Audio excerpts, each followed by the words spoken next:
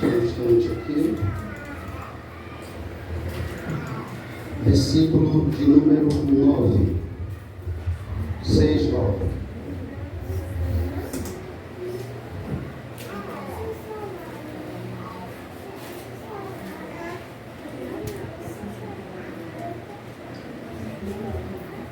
Está escrito assim: quando ele abriu o quinto selo, vi debaixo do altar as almas daqueles que tinham sido mortos por causa da palavra de Deus e por causa do testemunho que sustentavam. Clamaram em grande voz, dizendo: até quando, ó soberano Senhor, santo e verdadeiro, não julgas nem vingas o nosso sangue dos que habitam sobre a terra? Então a cada um deles foi dado uma vestidura branca, e lhes disseram que repousassem ainda por pouco tempo, até que também se completasse o número dos seus conservos e seus irmãos que iam ser mortos, como igualmente eles foram.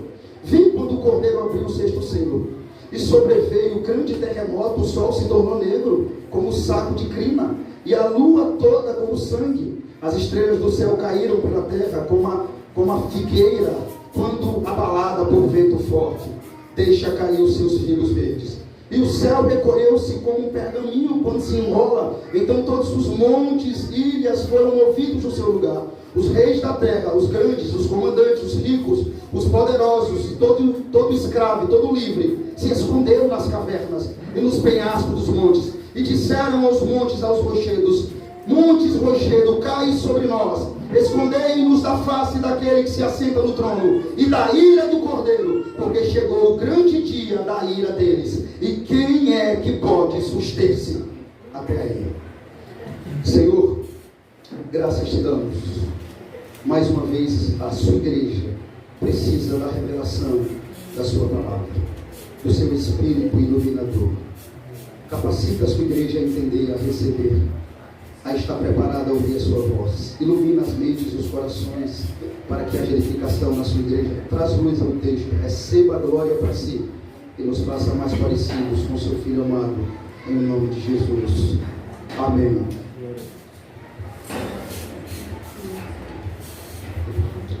Irmãos, a abertura do quinto selo, esse selo que nós estamos vendo aqui, esse espetáculo de informação que é o livro de Apocalipse, a abertura do quinto selo não aponta para um momento específico na história da raça humana. Eu vou explicar a vocês o porquê. Esse selo que foi aberto aqui, ele não está falando de um momento determinado da história da humanidade, mas ele faz paralelo com as cenas dos primeiros 4 selos. Isto é, ele ocorre, a abertura desse selo aqui, ele ocorre durante o tempo entre a ascensão de Jesus e o seu regresso. Você vai entender o porquê. Esse primeiro selo aqui, o quinto selo, ele está dentro do tempo da ascensão de Jesus, quando Jesus vai até o céu. E já o sexto selo, ele tem muito a ver com a volta de Jesus, porque quanto mais severa se torna a perseguição contra os cristãos, mais urgentemente os santos do céu clamam a Deus para julgar os habitantes da terra e vingar o sangue do seu povo. Irmãos, esse altar que nós vemos aqui, vamos para o texto novamente, Apocalipse capítulo de número 1, quando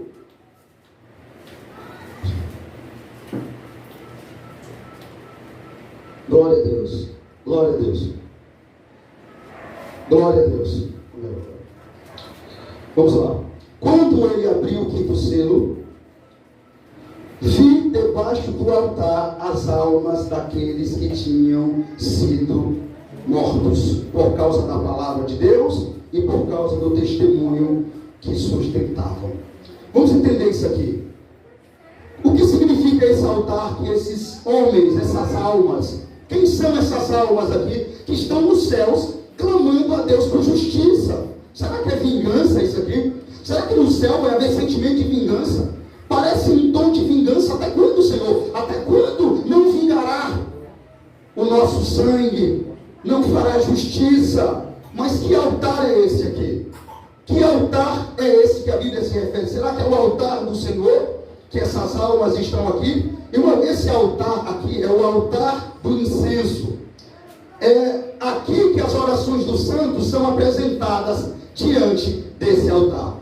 Essa descrição que nós estamos vendo aqui sobre altar é o altar do incenso. E para que fique mais claro para nós isso, vamos ver essa declaração de uma forma nítida. Apocalipse capítulo 8, aí, abra aí. Só passar uma página. Versículo 3. Vamos lá. Veio um outro anjo e ficou de pé junto ao quê? Com um incensário de ouro. E foi-lhe dado muito para oferecê-lo com as orações de todos sobre o altar de ouro que se acha diante do trono. Amém? Então esse é o altar do incenso, inclusive para onde vai as minhas e as suas orações. Você viu ali, você acabou de ler, onde estão todas as orações dos santos.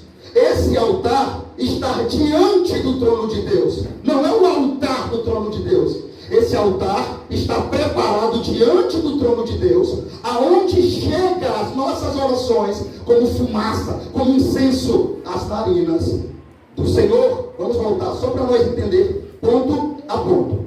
As almas dos que morreram pela fé aqui que está no céu, com a abertura do quinto selo, preste atenção em uma coisa, nós estudamos o primeiro selo, o segundo, o quarto. Não, na verdade nós estamos os 3 selos, não foi? E foi o quarto e aqui o quinto. Nesse quinto aqui, a coisa muda de cenário. João passa a falar não mais da terra. Porque se vocês observarem, o primeiro selo, o segundo selo, o terceiro selo e o quarto selo, focou mais na onde? Na terra. E o que os cavalos saíram fazendo na terra. Observe que agora o quinto selo, o foco mudou. João agora coloca os olhos na onde? No céu. Não é mais na terra. A ênfase não é mais os cavalos. Não é mais na terra. A ênfase não é mais os cavalos trazendo catástrofe, morte, o cavaleiro saindo vencendo para vencer. Observe de novo comigo que o cenário ele mudou aqui. Olha lá. Quando ele abriu o quinto selo, vi debaixo do altar, João está olhando para o céu agora. O foco agora não é mais a terra.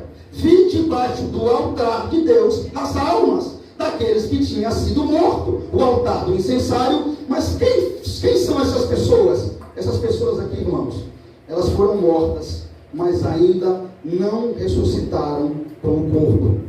A alma delas já estão diante do Senhor. Isso aqui é muito interessante para desfazer um erro que muitas pessoas pensam que quando o cristão morre, ele fica dormindo, né? Aí fica dormindo alma e corpo. Não, não é verdade. Está aqui a prova. Que as almas dos santos estão diante do Senhor. As almas sobrevivem sem o corpo. E são cientes e conscientes. Elas não estão dormindo como alguns pensam. Estão no céu. Essa é a nossa gloriosa convicção. Se um crente morre agora no Senhor, ele não vai dormir e esperar o dia da redenção. Automaticamente a alma dele vai estar com o Senhor Jesus. O corpo dele vai para a sepultura, mas a alma vai estar com Deus. Qual é a prova disso, para que não fiquem minhas palavras? O ladrão da cruz. Tem alguns que tentam trazer uma heresia para dentro do texto. Diz que quando Jesus disse, ainda hoje te digo, né? Hoje te digo. Eles trazem tenta distorcer o texto, na verdade, e tenta trazer outro sentido, como que Jesus não queria dizer que foi naquele mesmo momento que o pecador subiria até o céu. Mas nós vemos essa descrição clara. Quando o pecador olha para Cristo e diz: Senhor, lembre-te de mim quando entrares no teu reino. O que é que Jesus disse? Ainda hoje estarás comigo no paraíso. Outros dizem que ele disse: hoje te digo. Eles tentam mudar, e esse pessoal aí, eu não vou falar o nome aqui.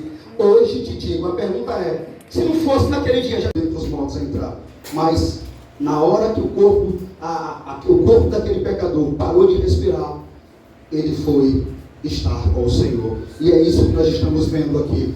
Qualquer ensino que seja contraditório a isso é herege. Qualquer um que pensar que, olha, se nós morrermos, vamos dormir e vamos ficar em sono profundo, alma e corpo. Quando Jesus voltar, ele nos ressuscita. Não é isso que a Bíblia diz. A Bíblia diz que se morrer é estar com Cristo.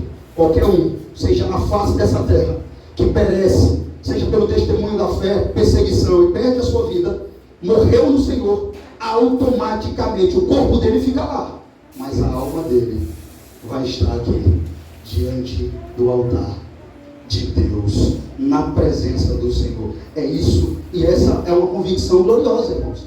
Essa é uma esperança gloriosa para nós, porque a alma não dorme, o corpo fica lá, e naquele grande dia, alma e corpo se juntam para se cumprir o que está escrito em 1 Coríntios, capítulo 15, versículo 50. Aquilo que é corruptível, corpo que morre, que se corrompeu, se revestirá da incorruptibilidade. E aquilo que é mortal, corpo que morre, se revestirá da imortalidade. E quando esse corpo que é corruptível se revestir da incorruptibilidade, e o corpo que é mortal se revestir da imortalidade, então se cumprirá a palavra que está escrita: tragada foi a morte pela vitória.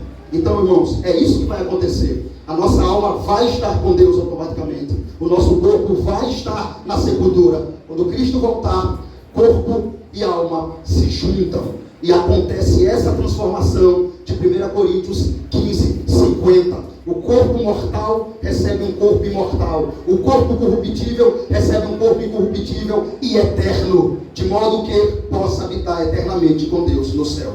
A Bíblia diz que morrer é estar com Cristo, é deixar o corpo e habitar com o Senhor, é entrar na posse do reino. E é isso que está mostrando para nós aqui. Não tem outro sentido. Então nós poderíamos dizer que essas almas não é real, é simbólico. Ou essas almas aqui realmente estão aqui, ou elas são simbólicas. Não, é real. Elas estão diante do trono do Senhor. Elas morreram no Senhor pela espada da perseguição e estão clamando ao Senhor. Mas os corpos de cada uma delas se encontram ainda na terra. Naquele grande dia se ajuntarão.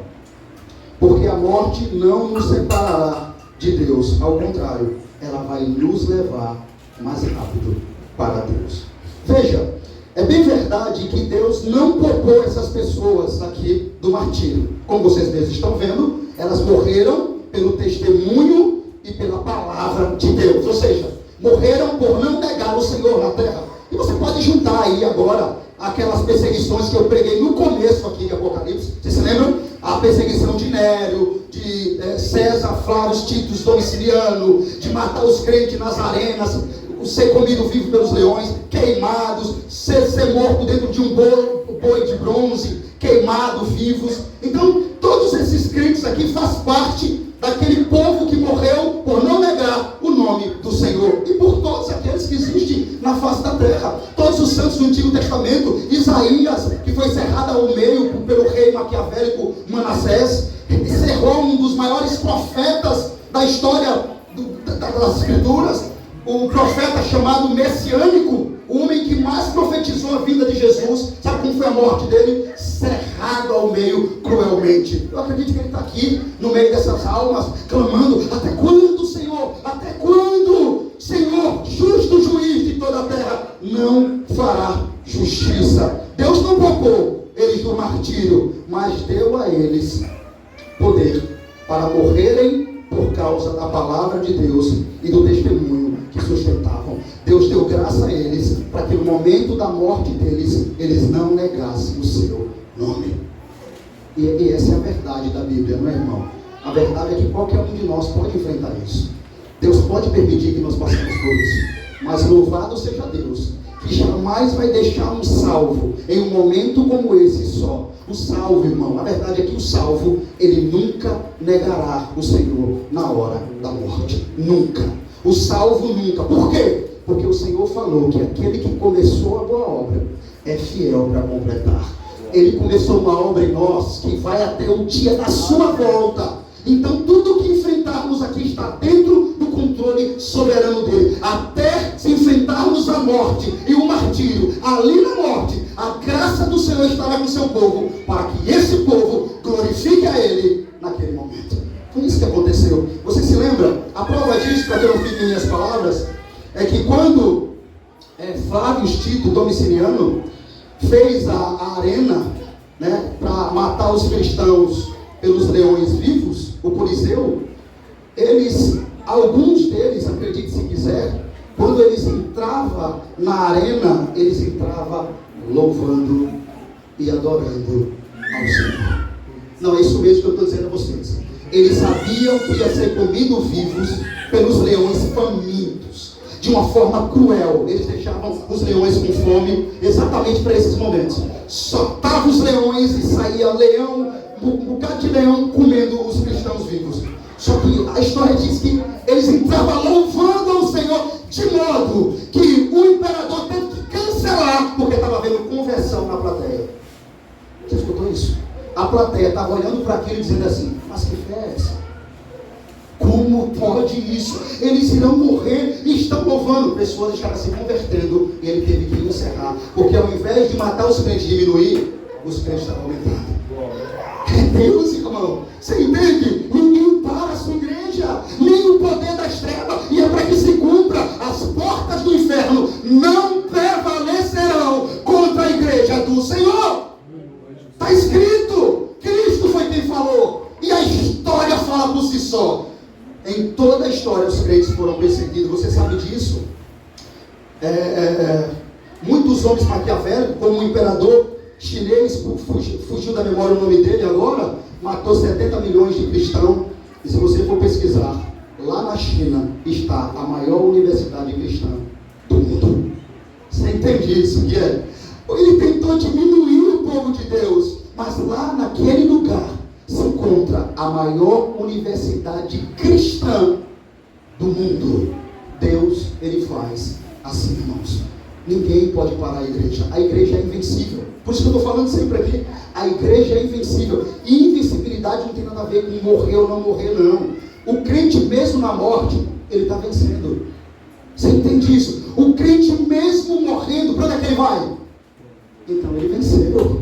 Ele venceu por intermédio de Cristo. Ele não é derrotado na sua morte. Mesmo na sua morte, a igreja triunfa. É gloriosa, é vencedora. Por quê, pastor? Porque a morte não tem a última palavra. Você entende isso? Então, como eu estava dizendo, eles morreram pelo testemunho do Senhor, mas morreram na força do Senhor. Irmãos, o fato é que há de vir, só um instante.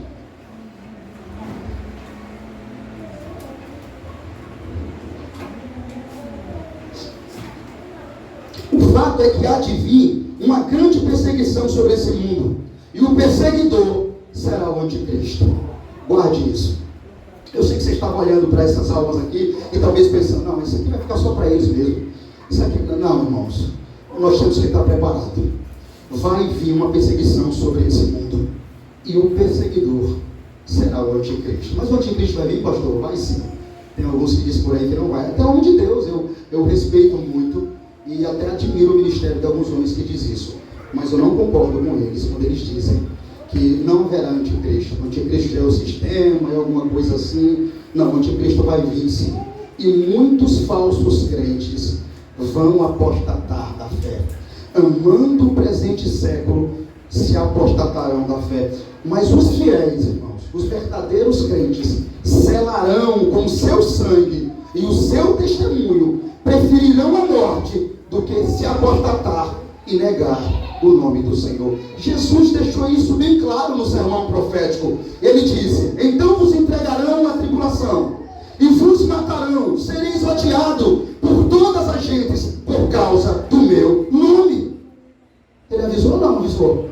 Olha o que ele escreveu para os discípulos. Ele falou isso para os discípulos: então vos entregarão a tribulação e vos matarão, e sereis odiados de todas as gentes por causa do meu nome. Mateus capítulo 24, versículo 9 e 10.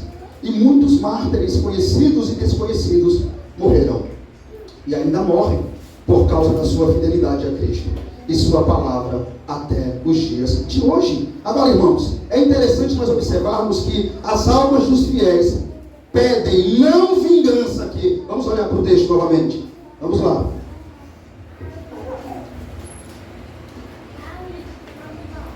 As almas dos fiéis aqui, e abri o quinto selo, vi debaixo do altar as almas que tinham sido mortos por causa da palavra de Deus e por causa do testemunho que sustentava.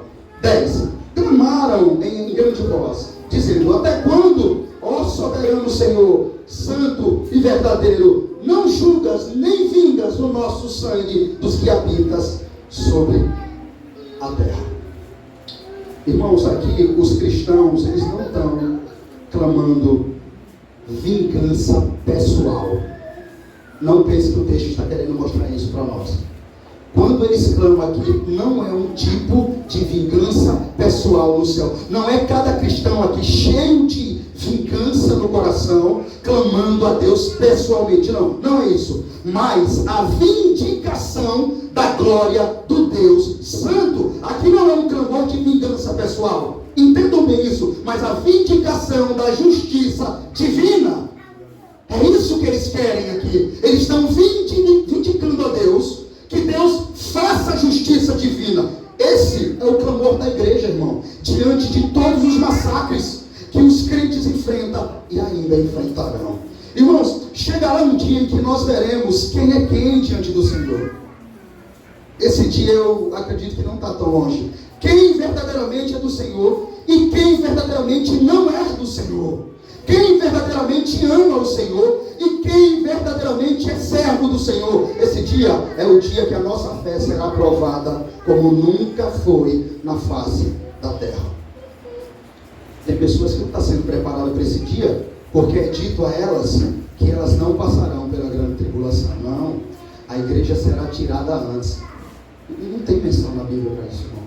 Tem algo que se parece, mas a Bíblia é convicta em dizer que a igreja vai passar pela grande tribulação. Nós estaremos aqui. E para ficar claro, é só você ler 1 Tessalonicenses, 2 Tessalonicenses capítulo 2. Paulo vai deixar isso claro, sem meios de dúvida, que a igreja passa o dia da tribulação, o grande dia da tribulação, como nunca houve e jamais haverá, diz o livro de Mateus capítulo 24. Esse dia, irmão, será tão terrível, tão tenebroso, tão escuro, que nunca houve dia igual e nem jamais haverá. É o dia que a fé de muitos de nós será provada diante da face da morte, como foi a deles. E nesse dia ficará claro se o cristianismo que você viveu foi realmente o verdadeiro no Senhor, ou ele nunca existiu e foi apenas uma farsa. Nesse dia, talvez você não esteja aqui, claro, a morte chegue antes, mas se nós tivermos, seremos provados. Se foi apenas nominal, essas almas que nós estamos vendo aqui clamando, eles foram fiéis até a morte, e por isso ganharam a coroa da vida. Eles foram fiéis até a morte.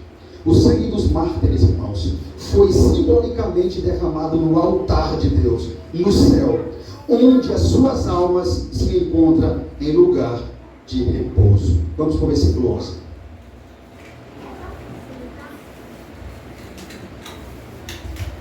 Então, cada um deles foi dado, a cada um deles foi dada uma vestidura branca.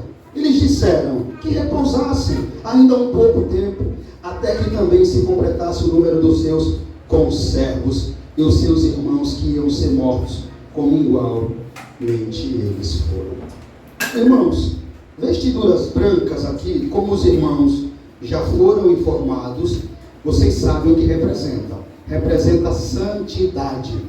Essa vestidura branca que foi dada aos fiéis aqui significa santidade, retidão, alegria. Deus os veste de branco porque eles estão absolvidos, justificados, perdoados e salvos diante do trono de Deus. A ideia aqui é para mostrar para nós que eles estão em plena alegria, mesmo vindicando a justiça divina do Senhor. Eles recebem um manto, uma roupa que representa perdoados por Deus, santificados por Deus, purificados por Deus, salvos por Deus.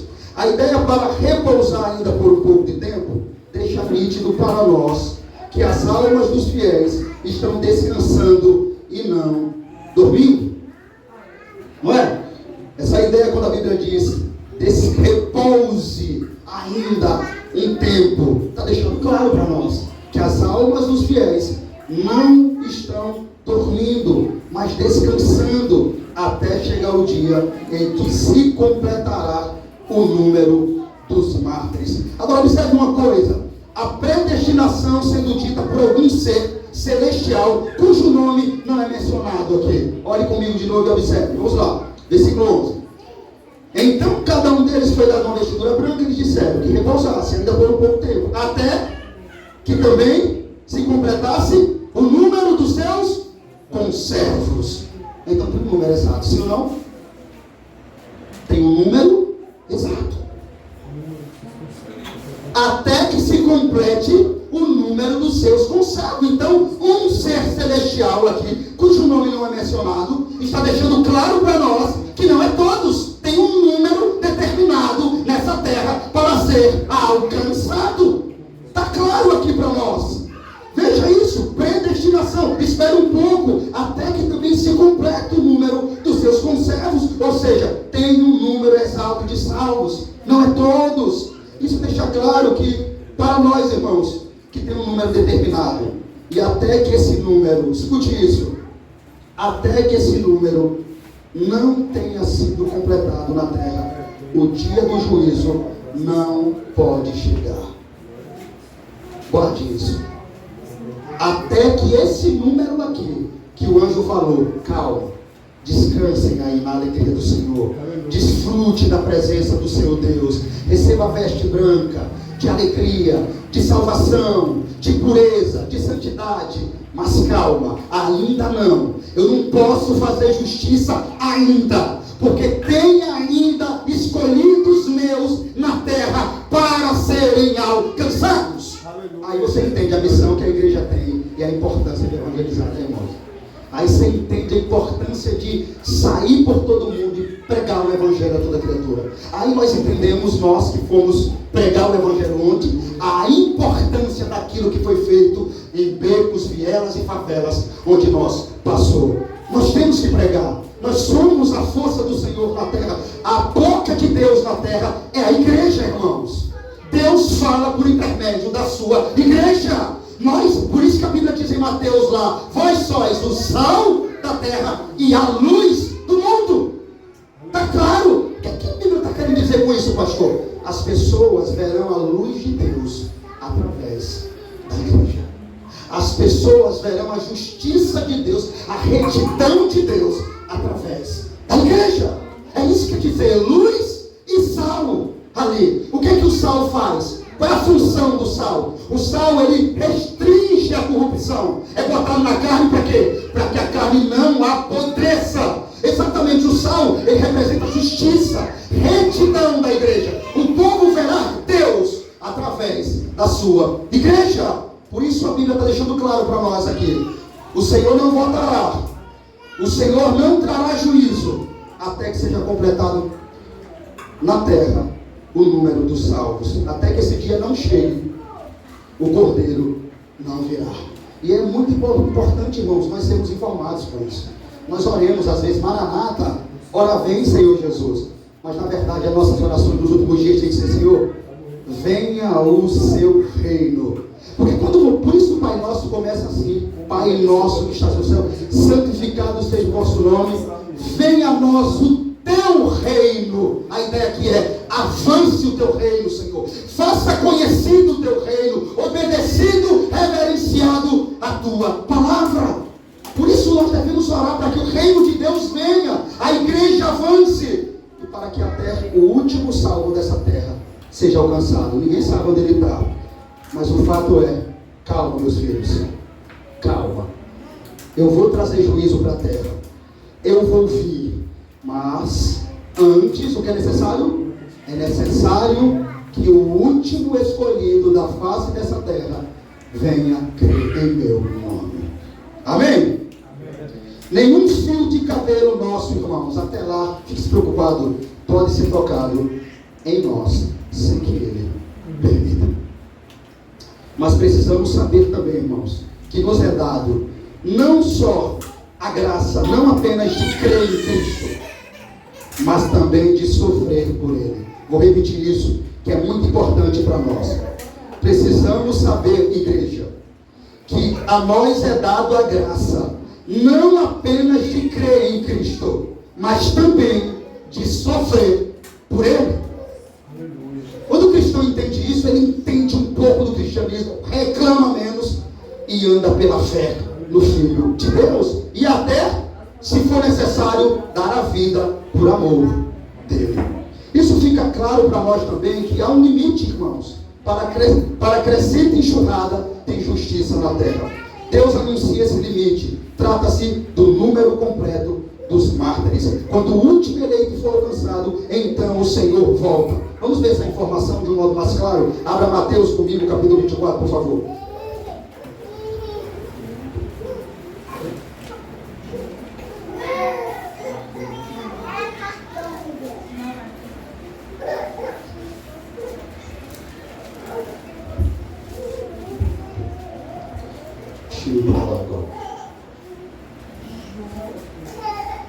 Mateus, capítulo 24, versículo de número 12. Todos encontraram, amém? Vamos ler. E por se multiplicar a iniquidade, o amor se esfriará de quase todos. Aquele, porém, que perseverar até o fim, será? E será pregado este evangelho do reino por todo o mundo, para testemunho a todas as nações. Então, virá o fim. Amém? Está aqui a declaração de Jesus. Aquele que perseverar. É quase a mesma ideia de ser fiel até a morte, dar-te-ei a coroa da vida. Quando ele diz aqui, aquele que perseverar até o fim será salvo, é muito parecido com ser fiel até a morte, dar-te-ei a coroa da vida. Mas o interessante é que ele diz, será pregado este evangelho do reino, para onde? Todas as nações, para que o último eleito seja salvo. Então virá o fim. Acaba com toda a injustiça. Então ele volta e acaba com toda a injustiça sobre a terra. O Deus que a ele pertence a vingança virá vingar, irmãos, o sangue dos seus mártires com santa ira. Vamos para o 12, volta para lá, para Apocalipse, vamos lá.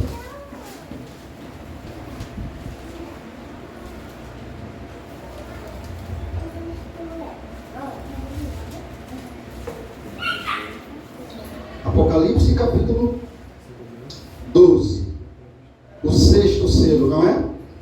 Vamos lá, vamos ler? Ou Apocalipse 6, 12, desculpa. Apocalipse capítulo 6, versículo 12.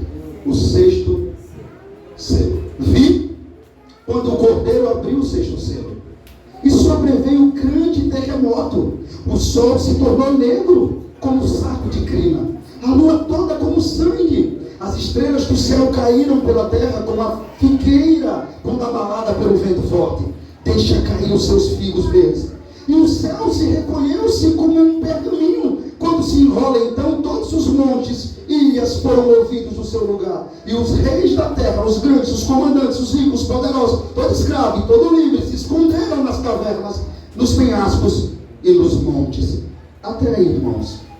Irmãos, veja, como eu tinha dito sobre o quinto selo e o sexto selo, essas sessões aqui, irmãos, não estão em ordem cronológica.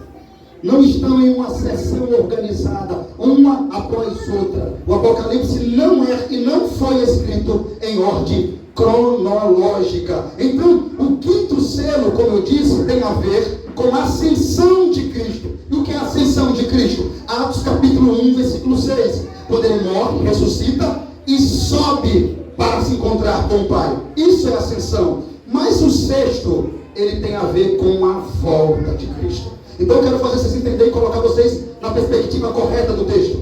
O selo 5 tem a ver quando Jesus subiu ao céu. E o sexto selo tem a ver quando Jesus voltar. Por que eu estou dizendo que o Apocalipse não é cronológico. Vocês podem pensar assim, mas já aqui no capítulo 6 já está falando da volta dele, onde nós temos mais até o capítulo 22, tem tantos capítulos ainda. É para ficar claro exatamente que o Apocalipse não está em uma ordem cronológica. Ele vai voltar a repetir sobre isso em outros capítulos, no capítulo 14, no capítulo 13, no capítulo 12, no capítulo 19, no capítulo 21, ele se repete. São ciclos que se repetem no Apocalipse. É assim o livro. E o que acontecerá quando o Cordeiro irado voltar? Irmãos, a pergunta que devemos fazer diante de um texto como esse é a seguinte: tais fenômenos que está sendo descrito aqui devem ser tomados literalmente ou simbolicamente? Porque você viu quantas figuras apareceu aqui. Bom, o sol se tornou negro, como um saco de crina, a lua toda como sangue, as estrelas do céu caíram para a terra como a figueira, quando abalada por vento forte, deixa cair os seus figos verdes. O céu se recolheu como um pergaminho. E quando se rola, então todos os montes e ilhas foram movidos. Será que isso aqui é literal? É essa pergunta que nós devemos fazer para interpretar esse texto aqui, cheio de símbolos e de fenômenos. Aliás, nós devemos pensar o seguinte: um terremoto pode mudar o contexto da Terra. Um eclipse pode bloquear a luz do Sol e dar à Lua cor de sangue. As estrelas, porém, que são muito maiores do que a Terra, não pode cair nela. Se isso aqui é literal, se isso aqui realmente vai acontecer literalmente, nós sabemos que a estrela é maior, uma estrela é maior do que a Terra. Se a estrela cair na Terra, vai morrer todo mundo. Então devemos interpretar isso aqui à luz do próprio texto. Não é literal. Nem o firmamento deve desaparecer como um rolo que se rola. Os montes e ilhas normalmente não são coisas que se movem dos seus lugares. Então, se você olhar na perspectiva literal aqui, tudo vai na perspectiva contra. A ideia do sol escurecer, as estrelas caírem, o monte se mover. O monte, irmão, é um lugar firme. Constantemente, normalmente, não se move dos seus lugares. Veja, primeiro eu quero dizer aos irmãos que João está bem familiarizado com a historicidade das Escrituras. Por que digo isso? Porque fenômenos como esses aqui estão escritos no Antigo Testamento também. E eu quero que vocês leiam comigo primeiro. Abra Ezequiel 38, por favor.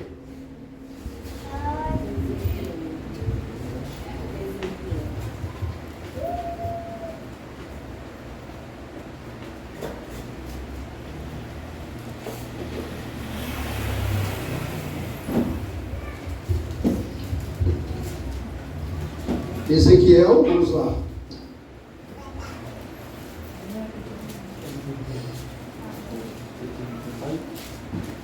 Ezequiel capítulo 38.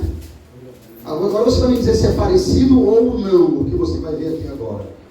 Por isso que eu estou dizendo que João está bem familiarizado com a historicidade das Escrituras. Ezequiel 38, 19 e 20. Vamos lá.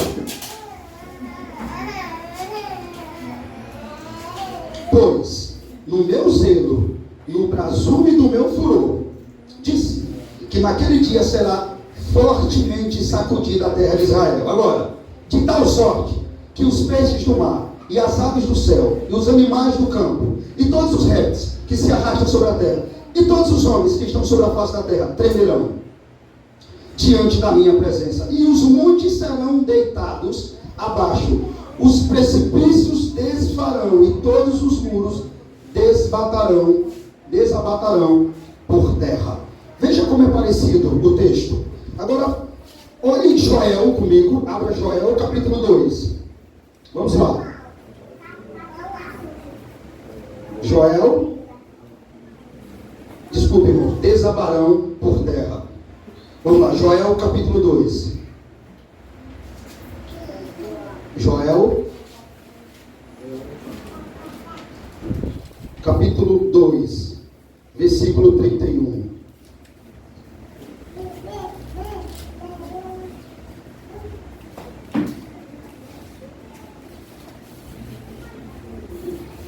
Joel capítulo 2, versículo 31, está escrito assim: o sol se tornará em trevas, e a lua antes que venha o grande e temível dia do Senhor. Está vendo? É isso. João está familiarizado com a historicidade. Ele não está falando de um acontecimento que ele está surgindo com ele agora. A Bíblia toda falou. Tem mais. Joel capítulo 2, versículo 10 diz: diante deles a terra treme, os céus estremecem, o sol e a luz escurecem e as estrelas param de brilhar. Por favor, Joel 2:10. Leiam aí. Toda a ênfase com a mesma ideia que nós estamos vendo em Apocalipse. Exatamente. Agora, depois de Joel capítulo 2, versículo 10, vamos para Mateus capítulo 24, versículo 29.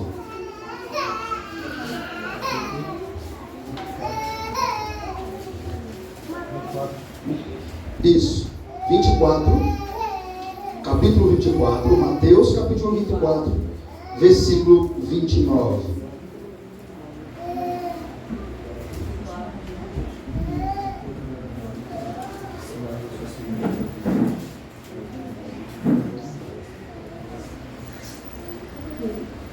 Todos encontraram? Vamos ler. Logo em seguida, a tribulação daqueles dias, o que vai acontecer? O sol escurecerá. E a lua? Não dará mais claridade. E os poderes do céu? Então aparecerá no céu o sinal do Filho do Homem. Está vendo? João está familiarizado com a historicidade tanto do Antigo Testamento quanto do Novo. Não é novo que João está trazendo. Joel já tinha falado, os profetas já tinham falado, Jesus já tinha falado e João voltou a repetir. Agora vamos voltar para o texto lá. É só para que vocês entendam que isso tem a ver com a história de toda a palavra de Deus. Vamos voltar para Apocalipse. Veja, irmãos, nós não podemos interpretar esses acontecimentos aqui como sendo literais. As Escrituras falam sobre o que acontecerá quando o dia do juízo entrar em ação. É para aqui que você tem que olhar. Por que eu li esses textos com você? Para mostrar a vocês que aqui é a mesma convicção, é o dia do juízo. João está falando sobre o dia do juízo do Senhor, assim como falou Mateus, assim como falou Joel, assim como falou Ezequiel. É a mesma ênfase. E as Escrituras nos deixam claro para nós que isso acontecerá quando o juízo de Deus entrar em ação. Todo o universo. E agora vem a ideia dos textos aqui para nós entender. Quando o juízo de Deus entrar em ação, todo o universo será afetado. A terra sofrerá completa mudança.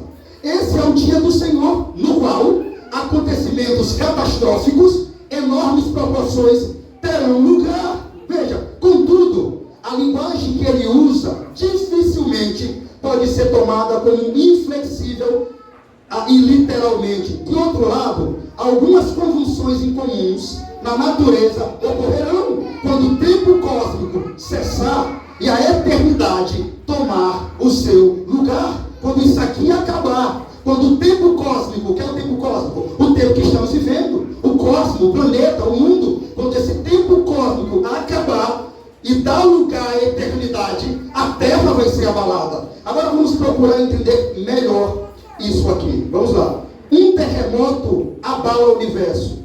Melhor, o terremoto abalar o universo é para indicar que a criação de Deus está estreitamente envolvida no dia do juízo final. Vamos olhar para a Bíblia de novo, vamos lá. Versículo 12.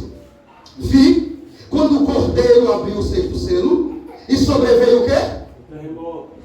Essa ideia de terremoto aqui é para nós nos indicar que a criação de Deus está estreitamente envolvida no dia do juízo final. Ela sofrerá alguns danos. O escurecimento do sol e da lua não é o resultado de um eclipse temporário. Não é isso que a Bíblia quer dizer, que é o próximo aqui. O sol se tornou negro como saco de crina e a lua toda como sangue. O escurecimento da lua, do sol e da lua, não é um resultado de um eclipse temporário, mas antes significa que sua luz cessa de ser gerada e refletida. É isso que o texto quer dizer.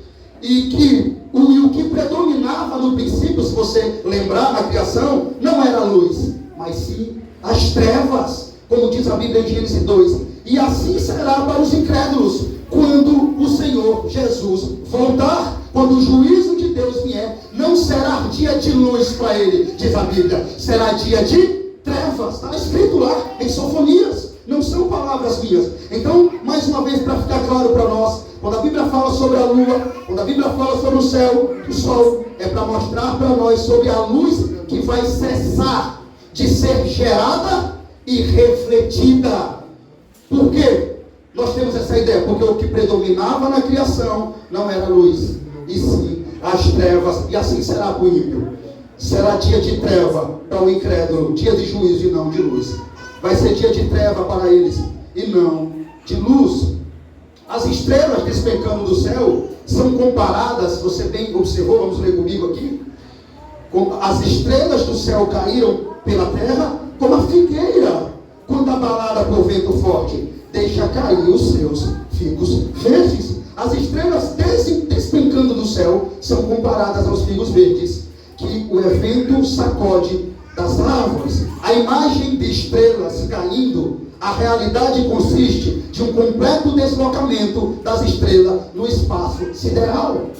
É isso que esse texto quer dizer quando diz que as estrelas caíram. Mais uma vez, as estrelas do céu caíram pela terra como figueira. Isso quer mostrar para nós, isso quer dizer para nós um completo deslocamento das estrelas no espaço sideral. É isso que João está dizendo. Por isso nós não podemos interpretar isso aqui como algo literal. As estrelas vão cair na terra. Não é sobreviver ninguém. A atmosfera que nos propicia a aparência de um firmamento azul desaparece e é removida como um lençol de papel encrepado. Na luz enfraquecida do sol, a lua se tornou vermelha, como a cor de sangue. Isso aqui quer mostrar para nós a cena presagia, a calamidade pendente que recairá sobre todos aqueles que não temeram a palavra de Deus. Vamos ler de novo, vamos lá. Versículo 13 em diante.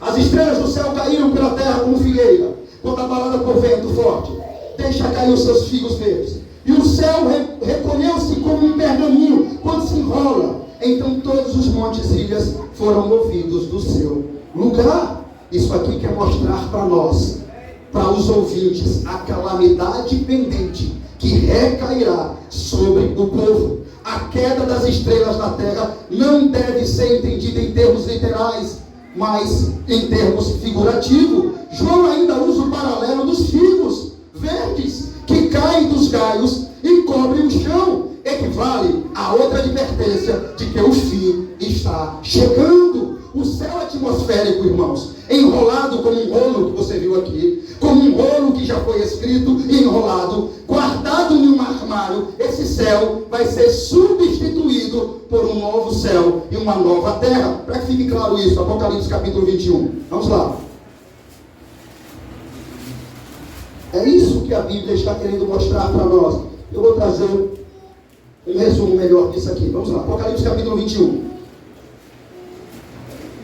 O que é que diz aí Apocalipse capítulo 21? Vi novo céu e nova, pois o primeiro céu e a primeira terra e o mar, e vi a cidade santa nova, Jerusalém. Você entende isso? Tudo isso que vai acontecer vai dar lugar a um novo céu e uma nova terra. Tudo isso, irmãos, é para mostrar para nós que a terra também sofrerá uma mudança. Por isso haverá novos céus e nova terra. Isso tudo é a ideia para deixar claro para nós que o sol e a lua não existirá mais, como diz a própria Bíblia, e nem tampouco teremos necessidade de estrelas. Tudo isso que você está vendo aqui é para mostrar para nós que depois que o Senhor voltar, o povo de Deus não terá necessidade mais do sol. Está lá em Apocalipse 22. Porque o povo não precisará mais do sol, porque a luz do Cordeiro brilhará sobre eles. Então toda essa ênfase desse texto é para nos indicar, nos mostrar que você, no novo mundo, não vai precisar mais de estrela que ilumina o céu, de lua, de sol, porque a luz do Senhor brilhará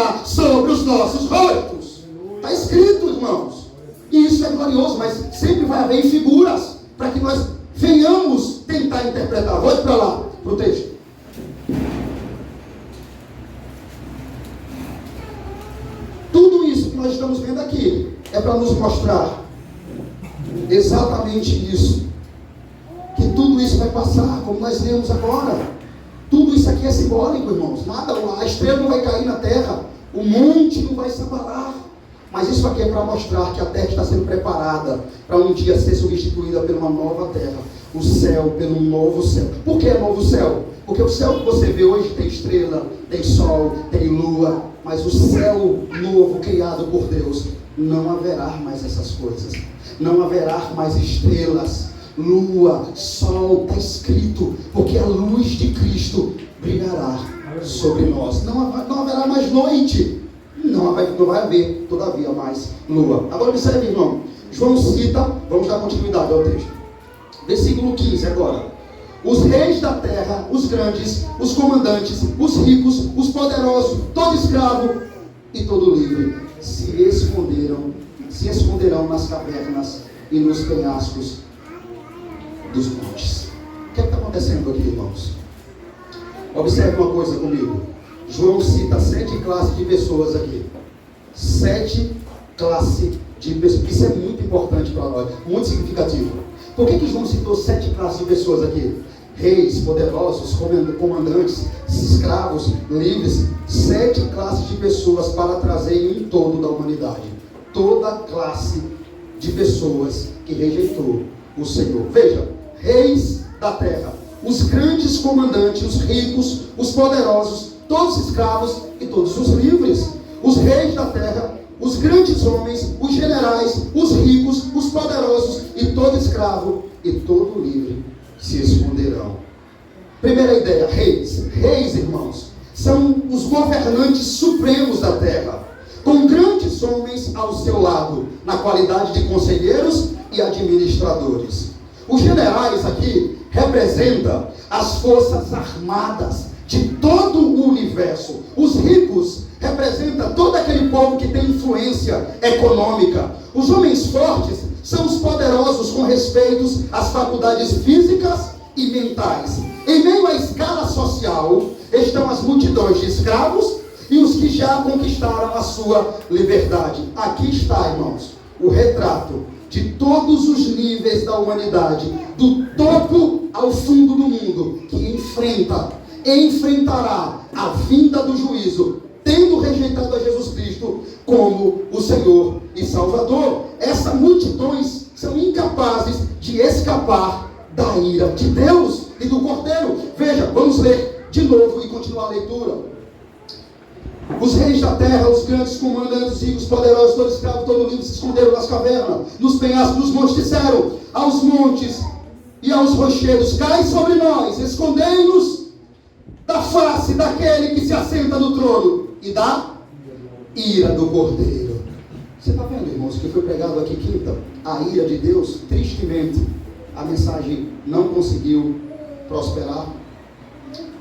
Claro, não foi culpa de ninguém, mas aquela mensagem não conseguiu, a gravação não prosperou e houve um erro nela sobre o atributo da ira de Deus. Mas olha como ele é real aqui no dia da volta. Olha como isso nos leva para o que foi pregado quinta aqui.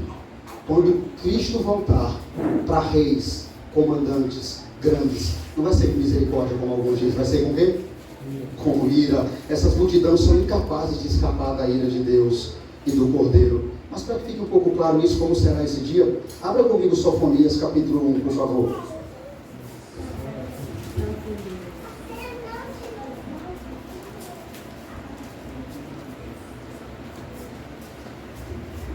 Sofonias capítulo 1, vamos lá.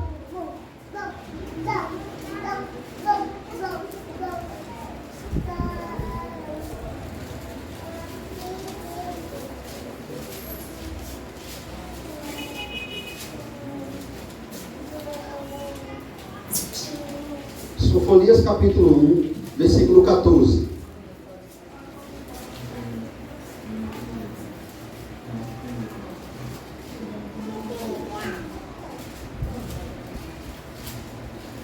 Sofonias capítulo 1, verso 14. Quem achou pode ler para mim aí. Cheguei nele aqui, pronto, vou ler com vocês. Está perto, O grande dia do Senhor está perto. E muitos se apressam. Atenção. O dia do Senhor é o quê? E nele clama até o homem.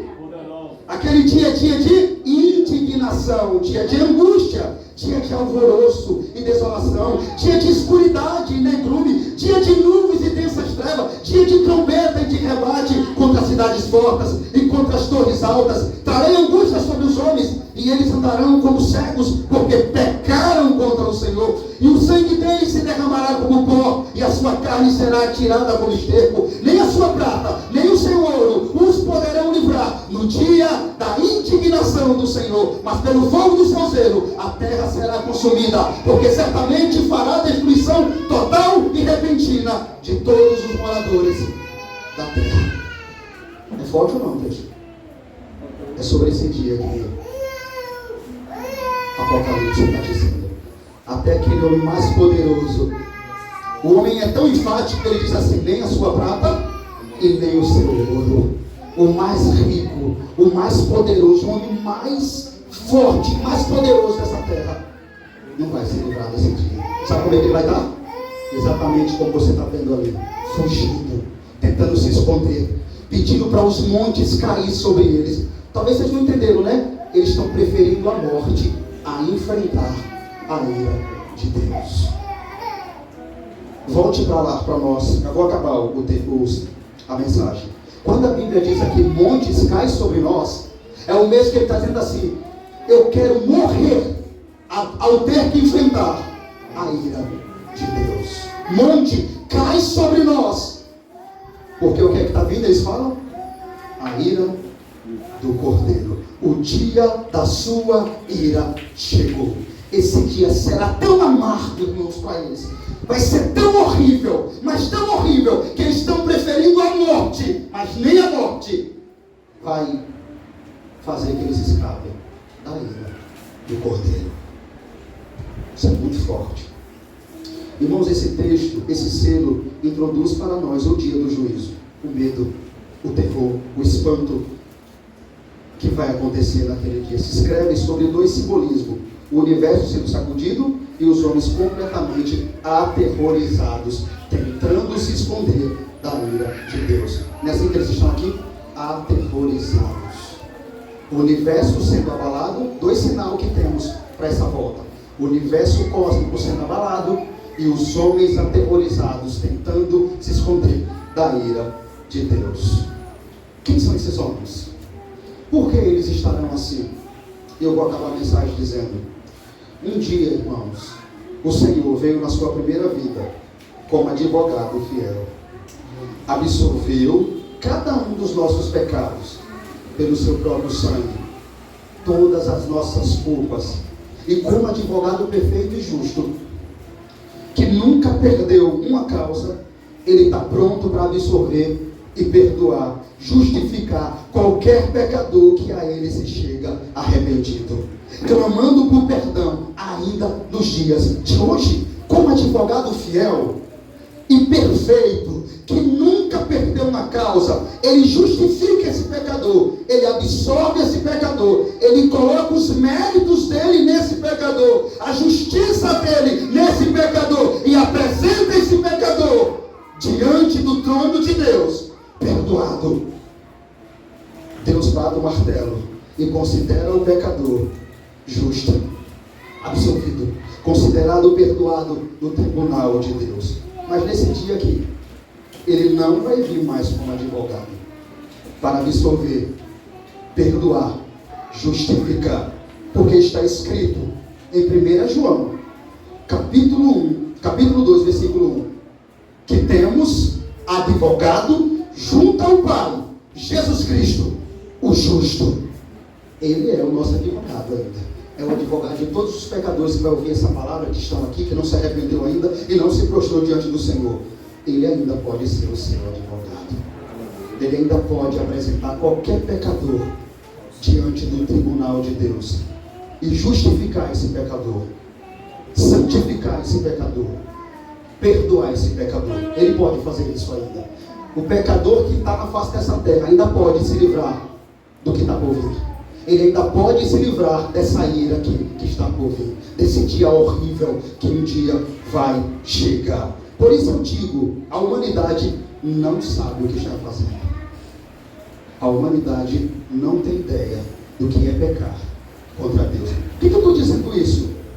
Isso aqui para Deus já aconteceu, irmãos. E vai ser exatamente assim que os homens vão estar. Você tem noção disso? Você está tendo o privilégio de saber, de ter como convicção aquilo que vai acontecer. Vai ser assim no dia do Senhor. Os homens poderosos, toda a classe de pessoas, você bem viu, João foi inteligente. Escravo, livre, reis poderosos, comandantes. João colocou toda a classe de pessoa. Vai estar dessa forma que não criou em Cristo, aterrorizados, pedindo a morte antes de ter que enfrentar a ira do Cordeiro. Mas eu posso dizer, irmãos, a humanidade não sabe o que está fazendo, pecando deliberadamente contra o Senhor. Te digo mais, não só a humanidade, mas algum dentre nós, em milhares de lugares, que dizem ser cristão, e está vivendo completamente de desacordo com aquilo que dizem ser, não sabe o que está fazendo. Não sabe. Porque a Bíblia diz que o Senhor ainda é advogado fiel. Ele pode nos perdoar. Nós podemos se arrepender ainda. E se clamarmos por Ele, Ele toma posse da nossa causa e vence ela para nós, com os méritos dele. Ele nos faz justo, perdoado e nos inocenta diante do tribunal de Deus. Só Ele pode fazer isso pelo miserável pecador. Porque esse advogado, escute isso, é diferente de todos os outros.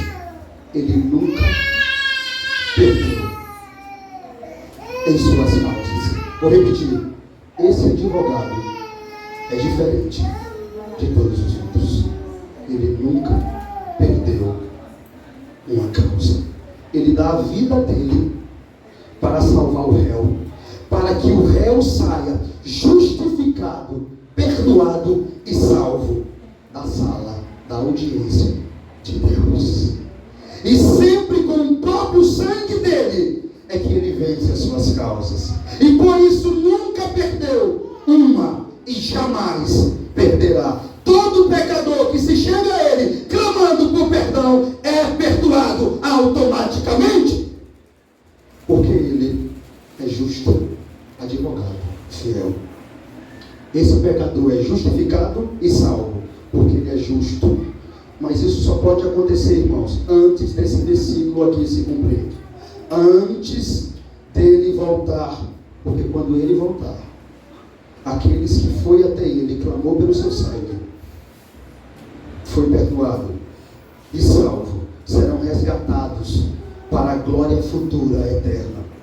Mas para aqueles que não fizeram isso, ele não vai vir mais como advogado para justificar, perdoar, absolver ou salvar esses tais.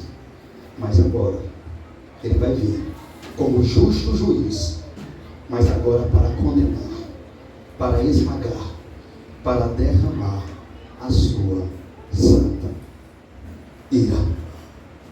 Como nós estamos vendo aqui, o juízo chegou. O juízo chegou, as portas da graça estão fechadas. O dia da ira do Cordeiro chegará em breve. Irmãos, eu quero que vocês tenham uma coisa em mente. Apocalipse conta isso como algo que já aconteceu. E é isso que você tem que ter em mente também. Porque para Deus, isso aqui já aconteceu. Esses acontecimentos aqui são inevitáveis. Não tem como evitar, não tem como os impedir. Eles irão acontecer. Porque está escrito no livro da história da humanidade, decretado pelo próprio Deus, que aconteça. Para nós é dado o privilégio de saber no futuro como será, o que acontecerá com a terra e o comportamento daqueles que não creram no Senhor Jesus e não se arrependeram dos seus pecados. Vamos ler e vamos encerrar a mensagem.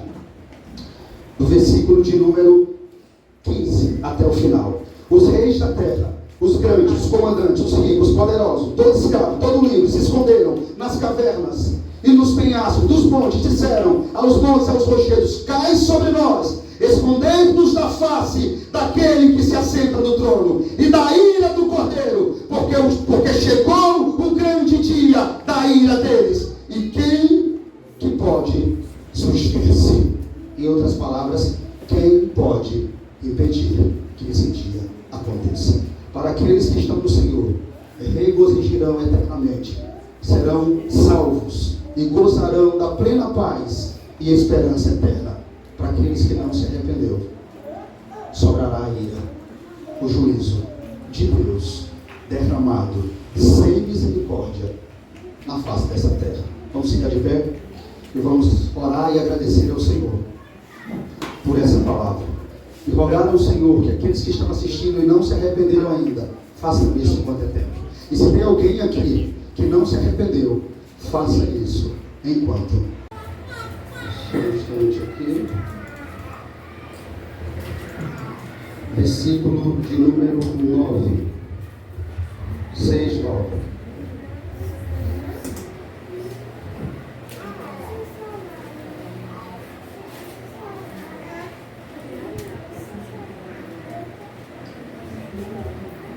Está escrito assim: